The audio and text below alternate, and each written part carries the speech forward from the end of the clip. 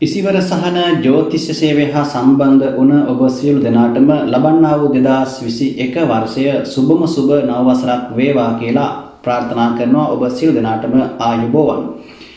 ඉසිවර සහන ජ්‍යොතිෂ සේවය වසර ගණනාවක් පුරාවටම ඔබට විවිධ වූ වැඩසටහන් ජ්‍යොතිෂමය වශයෙන් ඔබගේ ජීවිතවලට වැදගත් කියන බොහොම වටිනා කියන කාරණාවන් සම්බන්ධයෙන් දැනුවත් කරන්න යෙදුණා. ඉතින් අප සමග මේ වර්ෂ ගණනාවක් පුරා රැඳී සිටපු ඒ වගේම අපට අදහස් දක්වපු ඒ සියලු දෙනාටම බොහොම ස්තුතිවන්ත වෙනවා මේ අලුත් වර්ෂයක් ආරම්භ වෙන මේ මොහොතේ.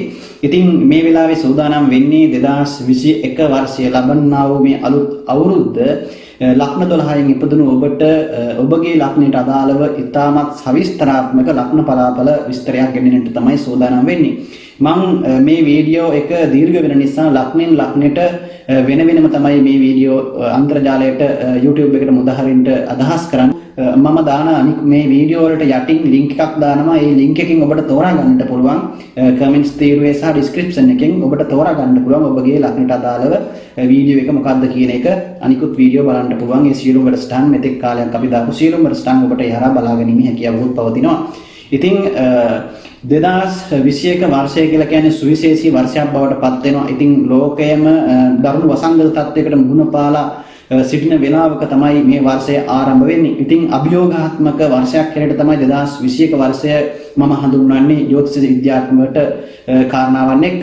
ඉතින් මුළු ලෝකයේටම බොහොම අභියෝගාත්මක කාල පරිච්ඡේදයක් බවට පත් වෙනවා විතරක් නෙවෙයි සබහා දහමත් එක්ක ගැටෙමින් අපිට බොහොම අභියෝගාත්මකව සමන්ගේ ජීවිතයේ කටයුතු කාරණාවන් බොහොම කල්පනාකාරීව බුද්ධියට මුල් තැන දීලා කටයුතු කරන්න ඕන වර්ෂයක් හැටියට තමයි 2021 වර්ෂය හඳුන්වන්නට පුළුවන්කම තියෙන. ඉතින් ඔබ දැනටමත් ඔබ සැලසුම් කරලා ඇති. ඉතින් ඔබගේ ගොඩාක් බලාපොරොත්තු ඔබ තියාගෙන ඉන්න නම් අලුත් වර්ෂය පිළිබඳව ඔය බිඳ ගන්නට එපා කිසිම හේතුවක් නිසා. ඉතින් අභියෝග එන තරමට තමයි ජීවිතයක් සුන්දර වෙන්නේ. අභියෝග එන තරමට තමයි අභියෝග මැදින් යන ගමන තමයි බොහොම ලස්සන වෙන්නේ. ඉතින් ඕනම ජීවිතයකට අභියෝග ප්‍රශ්න ගැටලු එක්ක තමයි ඒ ජීවිත අපට ගත කරන්න සිද්ධ වෙන්නේ. ඉතින් ජෝතිෂය තුලින් අපි උත්සාහ කරන්නේ ඔබට පැමිණෙන මේ සාමාන්‍ය ජීවිතයේදී මුහුණ පාන්නට සිද්ධ වෙන මේ ගැටලු අභියෝග කල්ැතිව හඳුනාගෙන ඒවා පෙන්වුම් කරලා දීලා ඔබට මෙන්න මේ වගේ කාල පරිච්ඡේදය තුල මෙන්න මේ වගේ කාරණාවන් තමයි ඔබට වැඩිපුර සිද්ධ වෙන්නේ. මේ වගේ හොඳ වෙන්න පුළුවන්, මේ වගේ නරක වෙන්න පුළුවන් කියන කාරණාවන් පිළිබඳව දැනුවත් කිරීම තුළ ඔබට යම් අදහසක් ගන්න පුළුවන්. ඔබ කරන්ට ඉන්න දේවල් කොහොමද සැලසුම් කරගන්නට ඕන කියන එක. එකෙන් අදහස් වෙන්නේ නෑ ඔබ මේ දේවල් නොකරන්න එපා කියන එක. අපි හිතමු යම්කිසි බරපතල ඒ රාෂ්ට්‍රක අපලයක් තියෙන කෙනෙකුට ඒ අවුරුද්ද නිකම්ම ගෙවලා දාන එක අපි අනුමත කරන්නේ නැහැ කිසිසේත්ම. මොකද ජීවත් වෙන්න යම් දෙයක් මිනිසුන් කරන්න ඕන. මොකද ඔබගේ ජීවිතේ බොහොම අපේ ආයුෂ බොහොම පොඩි කාලයක් අපි ජීවත් වෙන්නේ. ඉතින් මේ කෙටි කාලය තුළ නිකරුණේ අපල කියලා ඉවර වෙලා කාලය නිකරුණේ ගත කරලා දැම්මොත් එහෙනම් අපිට ජීවිතේ අපිට කරන්න තියෙන අපේ බලාපොරොත්තු අපිට කරන්න තියෙන සේවය සමාජයට රටට ලෝකයට අපිට දෙන්න ඕන දේවල් ටික අපිට කරගන්න ඕන ටික අපිට කරගන්න කාලයක් නැතුව යනවා. ඉතින් අපේ ඉලක්ක වලට ළඟා වෙන්න බැරුව යනවා. ඉතින් ඒ නිසා මොනතරම් අභියෝගාවක් මොනතරම් ප්‍රශ්න තිබුණත් මොනතරම් අපලයි කියලා කිව්වත් ඔබගේ ඉලක්කය ඔබ අමතක කරන්න එපා. ඔබගේ ජයග්‍රහණය ඔබගේ අරමුණ ඉෂ්ට වෙන තුරු ඔබ අනිවාර්යයෙන්ම උත්සාහවන්තව ක්‍රියා කළ යුතුයි. ඉතින් ජ්‍යොතිෂය තුල අපි මේ ඔබට පෙන්වලා දෙන්නේ ඔබ නිකරුණේ නැත්තම් මේ අපල කියලා ඉවර වෙලා ඔබ අකර්මණ්‍ය කිරීමක් නෙවෙයි. ඒ උත්සාහය තුල තමයි ගොඩක් දේවල් සාර්ථක කරගන්න සිද්ධ වෙන්නේ. ඉතින් ලොකු අභියෝග එනවා ඔබගේ රැකියාවන් වලට, ව්‍යාපාරයන් වලට, ඒ වගේම වෙනත් කටයුතු කාරණාවන් වලට බාධාකාරී තත්ත්වයන් එන්න පුළුවන්. ඉතින් මේ සියලු දේවල් මැඩගෙන බොහොම උත්සාහයෙන් බුද්ධිමත්ව දුරදිග බලලා වැඩ කිරීම තුළ බොහොම හොඳින් සාර්ථකත්වයක් අත් කරගන්න පුළුවන්. ඉතින් මේ පලාපල විස්තර අපි මම ජ්‍යොතිෂය සම්බන්ධව මගේ වීඩියෝස් බලපු කොට දෙනෙක් දන්නවා කොයිතරම් සාධාරණ විදිහට කොයිතරම් සත්‍ය නැත්නම් විද්‍යාත්මක විදිහට ඒ කරුණු කාරණාවන් ඔබට පෙන්වලා දීලා තියෙනවද කියන එක. ඉතින් ඒ සත්‍යතාවය එහි බලපු අය දන්නවා. ඉතින් මම මේ පලාපල ඔබට ගෙන එන්නේ බොහොම වගකීමක් සහිතව සහ ජ්‍යොතිෂ සිද්ධාන්ත වලට අනුකූලව මේ සියලු දේවල් ප්‍රකාශ කරන්නේ. විශේෂයෙන් උතන තවත් කාරණයක් කියන්නට ඕන. ඔබගේ යන මහදසා අන්තර්දසා විදසා තත්ත්වයන් අනුව තමයි ඔබගේ බලාපොළ වෙනස් වෙන්නේ. ඉතින් ඔබට ඔබගේ ලග්නයට අදාළව සුභ ග්‍රහයන් අසුභ ග්‍රහයන් යෝගකාරක ග්‍රහයන් බාධක ග්‍රහයන් කවුද කියලා මම කියනවා ඔබගේ ලග්නයට අදාළව. ඉතින් මේ දේවල් තමයි සඳහන් කරන්නේ 2021 වර්ෂයේදී ඔබ මේ ලග්න බලාපොළ ගෙන එන්නට සූදානම් වෙන වෙලාවෙ. ඉතින් එහෙම සාවධානව ඔබ අහල ඉවර වෙලා බොහොම හොඳින් මේ දේවල් ශ්‍රවණය කරලා ඉතින් ඔබගේ ජීවිතේ යම් දෙයක් අරගෙන ඔබ හොඳින් ජීවිතේ සාර්ථක කරගන්න උත්සාහ කරන්න. ඒක තමයි අපේ එකම බලාපොරොත්තුව. ඉතින් ඔබට මෙතෙන් සිට බලන්න ඔබගේ ලග්නයට අදාළව ඒ ලග්න බලාපොළ මොනවද කියන එක. ඉතින් මේස ලග්න සිට මීන ලග්නය දක්වා ලග්න 12ටම අදාළ බලාපොළ මම අරගෙන එනවා. එහෙමනම් බලමු මෙතෙන් සිට ඒ ලග්න 12න් උපදින ඔබට මේ 2021 වර්ෂය කොයි වගේ ප්‍රතිඵලයක්ද ඔබේ ලග්නයට අනුමෝදා කරන්න කියන එක. වෘෂභ ලග්නය. වෘෂභ ලග්නයෙන් උපන් ඔබට 2021 වර්ෂය ආරම්භ වෙනකොට ඔබගේ ලග්නාධිපති වන සිකුරු ග්‍රහතුමා කේන්දරයේ 7 වෙනි භාවය තුල කේතු සමග යෝගව වෘශ්චික රාශියේ ගෝචර වෙනවා. ඉතින් ඔබගේ ලග්න භාවය තුලින් පළවෙනි භාවය තුල රාහු ග්‍රහයා 2022 දක්වා ගමන් කරනවා. ඒ කියන්නේ 2021 වර්ෂයේ පුරාම ඔබගේ කේන්දරේ රාහු ලග්නගතව පළවෙනි කොටුවේ තමයි ගමන් කරන්නේ. ඉතින් දෙවෙනි භාවය තුල ග්‍රහයන් වර්ෂය ආරම්භ වෙනකොට ගමන් කරන්නේ නැහැ. සඳු ග්‍රහයා කටක රාශියේ ස්වශේෂ්ත්‍රව ගමන් කරනවා වර්ෂය ආරම්භ වෙනකොටම. ඒ වගේම තමයි ඔබගේ 7 වෙනි භාවය තුල මම සඳහන් කරා ලග්නාධිපති වන සිකුරු සහ කේතු ගමන් කරනවා. වගේම ඔබගේ 8 වෙනි භාවය කියලා කියන්නේ ධනු රාශිය.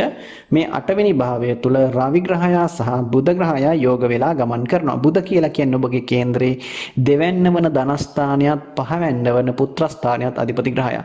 ඉතින් රවි කියලා කියන්නේ ඔබගේ කේන්දරේ 4 වෙනි භාවය අධිපති ග්‍රහතුමා. ඉතින් ඒ වගේම තමයි 9 වෙනි භාවය ගත්තොත් සෙනසුරු ගුරු කියන ග්‍රහයන් දෙදෙනා ගමන් කරනවා.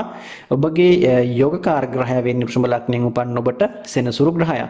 ඉතින් යෝගකාරක සෙනසුරු එකම සුබඵල දෙන ග්‍රහයා තමයි වෘෂභ ලග්නයෙන් උපන් ඔබට සෙනසුරු ග්‍රහතුමා. ඉතින් සෙනසුරු ඔබගේ කේන්ද්‍රයේ උප්පත්තියෙන් උච්චව හෝ බලවත්ව ඉන්නවා නම් යම් කිසි තැනක, ඒ කියන්නේ පස්වැන්නේ, නවවැන්නේ, ලග්නයගතව ඒ වගේම කේන්ද්‍රස්ථානයක 4 7 10 වගේ තැනක ඉන්නවා නම් ඊටමත් සුබඵල උදා කරනවා ඔබට සෙනසුරුගේ මහදසා අන්තර්ගත කාල සීමාවන් තුල. ඒ රාෂ්ටක වුණත් ඔබට ලොකුවට අපලතාරී තත්ත්වයක් ඇති කරන්නේ නැහැ. ඉතින් ඒ වගේම තමයි ගුරු ග්‍රහතුමා නීච වෙලා මකර රාශිය ගමන් කරනවා 2021 අප්‍රේල් මාසයේ දක්වා ගමන් කරනවා. ඉන්පස්සේ කුම්භ රාශිය තුල ගමන් කරනවා වර්ෂ ඒ කාල සීමාවෙන් පසුව. ඉතින් ඒ වගේම තමයි ගුරු කියලා කියන්නේ ඔබගේ කේන්දරයේ අයස්ථානීය වන 11 වෙන්නත් 8 වෙන්නත් අධිපති ග්‍රහයා. ඉතින් කුජ කියන්නේ ඔබගේ කේන්දරයේ 7 වෙන්න වන විවාහ ස්ථානීය සහ 12 වෙන්න අධිපති ග්‍රහයා 12 වෙනි භාවය තුල ගෝචර ගමන කියදෙනවා මේ 2021 වර්ෂය ආරම්භ වෙනකොටම. ඉතින් ඔබට ඔබගේ තිරය දිහා බලපුවාම මේ ග්‍රහ පිහිටීම කොයි වගේද කියන එක ඔය කියපු විදිහට බලා ගැනීමේ හැකියාව පවතිනවා. ඉතින් වෘෂභ ලග්නයෙන් උපන් ඔබට තවත් සුවිශේෂී කාරණාවන් කීපයක් ඔබගේ ලග්නය ගැන මම සඳහන් කරන්න ඕන. වෘෂභ රාශිය කියලා කියන්නේ ඔබ දැනගන්නට ඕන ස්ත්‍රී රාශියක්. ඉතින් මේ රාශිය ස්ත්‍රී රාශියක් වගේම තිර රාශියක්, ස්ථීර රාශියක්. ඉතින් ස්ථීර ප්‍රතිපත්ති, ස්ථීර ගතිගුණ, ස්ථීරසාර භාවය වෘෂභ ලග්නයෙන් උපන් ඔබට නිරන්තරයෙන්ම පිහිටනවා. ඉතින් බොහොම ස්ථීර ප්‍රතිපත්ති, ස්ථීර අදහස් තමයි ඔබ තුල හැම වෙලෙම තියෙන්නේ. කියන්නේ තදින් අනිත් අය විශ්වාස කරන ගතිය, තමන් මොනවා හරි දෙයක් කිව්වොත් ඒක ඒ විදිහටම වෙන්න ඕන, ඒක ඒ විදිහටම කරන්න ඕන, මේ වගේ බොහොම ස්ථීරසාරයි. ඔබ විශ්වාස කරලා වැඩ කරන්න පුළුවන් කෙනෙක්. ඒ වගේම තමයි බොහොම ඔබගේ ලග්නය ගැන තවත් සඳහන් කරනවා නම් ඔබගේ උප්පත්ති කේන්දරයේ ඔබ වෘෂභ ලග්නයෙන් ඉපදිලා ඔබගේ 4 වෙනි භාවය තුල රවි බුධ දෙදෙනා ඔන්න යෝග වෙලා තියෙනවා නම් බලන්න ඔබට මේකෙන් ඉතාමත් හොඳ රාජ්‍යයෝගයක් උදා වෙනවා.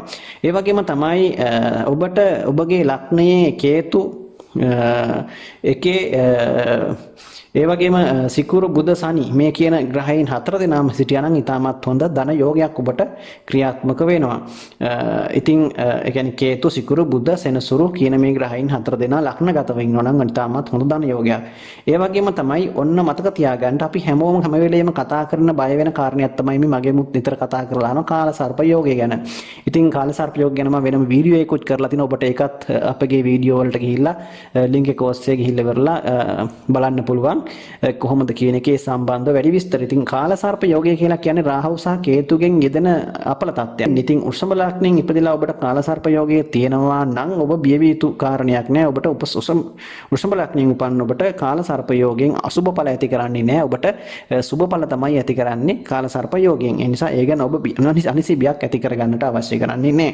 ඉතින් ඒ වගේම තමයි ඔන්න වෘෂභ ලග්නයෙන් උපන් ඔබට 9 වෙනි භාවය ඔබගේ 9 වෙන්න තමයි බාධක ස්ථානය වෙන්නේ. ඉතින් 9 වෙනි භාවයේ බාධක ස්ථානය වෙනවා. එතකොට සෙනසුරු ග්‍රහයා තමයි ඔබගේ බාධක ග්‍රහයා බවට පත් වෙන්නේ. ඉතින් සෙනසුරු යෝගකාරක ග්‍රහයා වෙන නිසා ඔබගේ කේන්ද්‍රය මම මුලින් සඳහන් කරා ඔබට මේ බාධක ග්‍රහයාගේ තියෙන ඒ බාධක තත්ත්වය ඔබට ලොකුවට අපලකාරී විදිහට බලපාන්නේ නැහැ. අනිත් එක තමයි 9 තමයි අධිපති වෙන්නේ සෙනසුරු.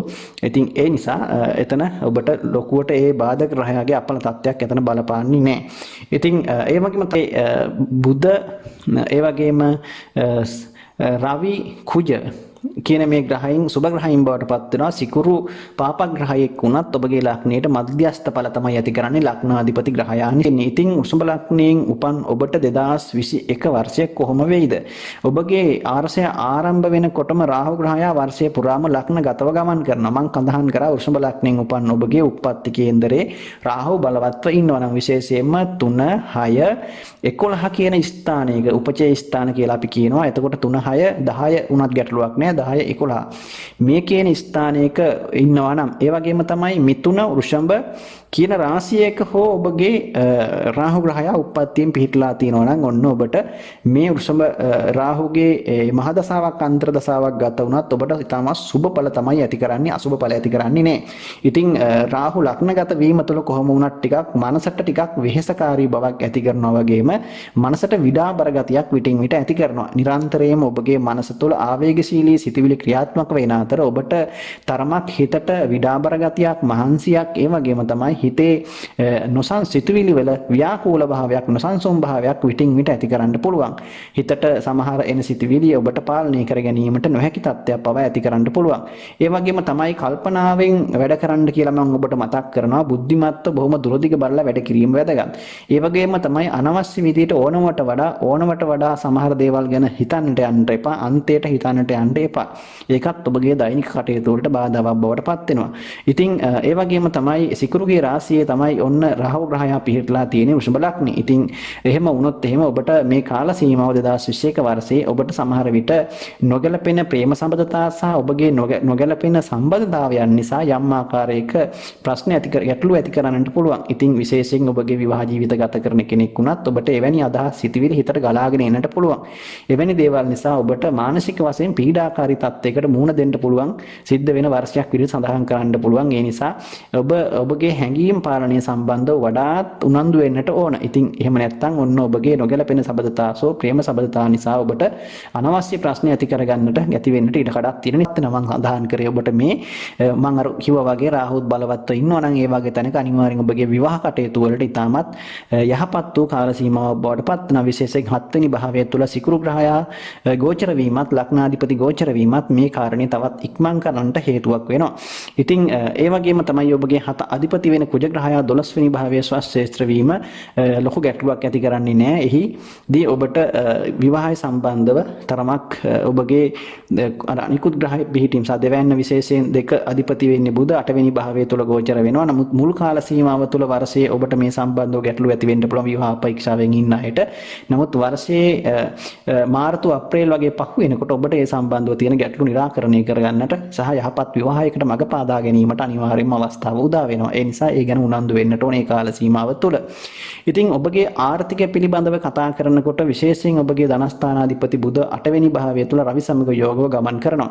විශේෂයෙන් ගෙවල් දොරවල් අලුත් වැඩියා කටයුතු ඉඩකඩම් මිලදී ගැනීම ආදී කටයුතු වලට ඔබට ධනය වැය කරන්න සිද්ධ වෙන්නට පුළුවන් සහ ඒ හා සම්බන්ධ අලුත් වැඩියා කටයුතු නවීකරණ කටයුතු නිවාස සහ ඉඩකඩම් සම්බන්ධ භූමි සම්බන්ධ කටයුතු වලට ඔබගේ මිල මුදල් මුදල් වැය කිරීමක් සිද්ධ වෙන බවක් තමයි පෙන්වුම් කරන්නේ. ඉතින් ඒ වගේ දේවල් නිසා ඔබට තරමක් ඔබගේ තැන්පත් ධනය වියදම් වී යන්නට පුළුවන්. ඉතින් ඒ වගේම තමයි ඔබගේ රාජකාරීමය කටයුතු සම්බන්ධයෙන් සහ නීතිමය ගැටලු සම්බන්ධයෙන් තරමක් ප්‍රවේශම් වෙන්නට ඕන. ඒ වගේම දේවල් වෙනුවනුත් ඔබට යම් ආකාරයක මුදල් හදල් වියදම් වෙන්නට ඉඩකඩක් පවතින නිසා විශේෂයෙන් තමාගේ පියාගේ අසනීප තත්ත්වයන් වෙනුවෙන් ඔබට යම් ආකාරයක කැපකිරීමක් හෝ ඒ වගේ යම් ආකාරයක මුදල් හදල් දීමක් නැත්නම් ඔබට යම් ආකාරයක මුදල් ඒ වෙනුවෙන් යොමු කරන්නට සිද්ධ වෙන්නට ඉඩකඩක් පවතිනවා. ඒ බවත් සඳහන් කරන්න පුළුවන්. මොකද ඔබගේ විශේෂයෙන් සඳහන් කරන්න ඕන ඔබගේ තැන්පත් ධනය කියන එක ඔබට ප්‍රවේශම් කර ගන්නට සිද්ධ වෙනවා. මොකද යම් ආකාරයකින් ඔබගේ ධනස්ථානාධිපති වෙන මොකද ධනකාරක වන ගුරුත් නීචව ගමන් කරන වර්ෂය ආරම්භ වෙනකොටම අප්‍රේල් පහු වෙනකම්ම ඉතින් ඉන්පසු 10 වෙනි භාවයට යන නිසා එතෙක් ඔබට වර්ෂයේ මුල් කාල සීමාව තරමක් ආර්ථිකමය වශයෙන් තියෙන ධනෙ රැකගෙන ජීවත් වීම නම් ඉතාමත් වැදගත් වෙනවා. මොකද ඔබගේ වැයස්ථානාධිපති වෙන කුජත් ස්වශ්‍රේෂ්ඨ වැයස්ථානගත වීම නිසා ටිකක් වැයපස ඉහළ යන්නට ඉඩකඩක් පවතින නිසා කොහොම වුණත් වර්ෂය ආරම්භ වෙනකොටම ඔබට තරමක් මුල් කාල සීමාව තුළ ආදායම් තත්ත්වයේ අඩුවීමක් පෙන්눔 කරනවා. ඔබගේ එතනින් පසු කාල සීමාව වර්ෂයේ මාර්තු වලින් පසුව පමණ ඔබට යම් ආකාරයක ආර්ථිකය ස්ථාවර කර ගැනීමට හැකියාවක් ඇති කරනවා. ඔබට ඔබගේ ව්‍යාපාර රැකී ආරක්ෂා කටයුතු නිසියාකාරව යම් ආකාරයකට කරගෙන යන්නට ඔන්න ඉඩකඩක් සැලසෙනවා. ඉතින් ඒ වගේම තමයි ඔබගේ රැකියා කටයුතු වල යම් ආකාරයක උසස් වීම බලාපොරොත්තු වුණා නම් ඒ වගේ දේවල් ඔබට පහසුවෙන් හිමි කර ගන්නට ලැබෙනවා. වගේම රැකියාවේ වෙනස්කම් ගණනාවකුත් යෙදීමේ ඉඩකඩක් පවතිනවා. මොකද ඔබගේ රැකියා ස්ථානීය අධිපති වෙන්නේ සෙනසුරු 9 වෙනි භාවය තුල ගමන් කිරීම ඉතාමත් හොඳයි රැකියාව සම්බන්ධයෙන්. නමුත් ගුරු ග්‍රහයා කේන්දරයේ 10 වෙනි භාවයට අප්‍රේල් මාසයෙන් පසුව මාරු වීමත් සමග ඔබගේ රැකියාවේ යම් ආකාරයක වෙනසක් සිද්ධ වෙන්නට ඉඩකඩක් පවතිනවා. තනතුරු වල උසස් වීම ඔබට හෝ වෙනසක් හෝ මාරු වීමක් සිද්ධ වීමේ ඉඩකඩක් පවතිනවා මේ වර්ෂය තුල 2021 වර්ෂය තුල. ඉතින් ඒ සම්බන්ධව ඔබ වඩාත් සැලකිලිමත් වීම ඉතාමත් වැදගත් වෙනවා. ඒ වගේම තමයි ඔබට ඔබගේ සහෝදර සහෝදරියන් වෙනුවෙන් තරමක් මුදල් හදල් වියදම් වෙනට හෝ යම් ආකාරයක කැපකිරීමක් සිද්ධ කරන්නට සිද්ධ වෙනවා. වගේම ඔවුන් සමග තරමක් බොහොම හොඳින් කටයුතු කරන්න උත්සාහ කරගන්න එක හොඳයි. මොකද සමහර වෙලාවට ඔවුන් සමග තියෙන සම්බන්ධතාවයන් දුරස් වෙනට හෝ යම් මතභේදාත්මක කාරණාවන් නැති වෙන ඉඩ කඩක් පවතින නිසා. ඉතින් ඒ වගේම තමයි ඔබගේ පදිංචි ස්ථානීය සම්බන්ධව යම් ආකාරයකින් ගැටලුකාරී තත්ත්වයන් වර්ෂයේ මුල් භාගය තුල ඇති කරන්න පුළුවන්. නමුත් ඔබගේ පවුලේ අය සමග යම් ආකාරයක ඥාතීන් සමග හිත නරක වෙන්නට හෝ අසල්වැසියන් සමග යම් ආකාරයක හිත නරක වෙන කාරණාවන් යෙදීමේ ඉඩකඩක් පවතිනවා වර්ෂයේ මුල් කාල සීමාව තුල. එතනින් පසු කාල සීමාව මේ දේවල් සාමාන්‍යතරපත් වෙනවා. ඉතින් ඔබගේ රැකී ආරක්ෂා සම්බන්ධව සාමාන්‍යයෙන් ව්‍යාපාර වගේ කරන කෙනෙක් නම් වර්ෂයේ මුල් කාල සීමාව ඒ තරම් යහපත් වෙන්නේ නැහැ. අප්‍රේල් වලින් පසු කාල සීමාව තමයි තරමක් ඔබට යහපත් වෙනවා නම් ව්‍යාපාර හෝ රැකී ආරක්ෂා සම්බන්ධව පොදුවේ සඳහන් කරනකොට යහපත් කාල සීමාවක් ඇති කරන්නේ.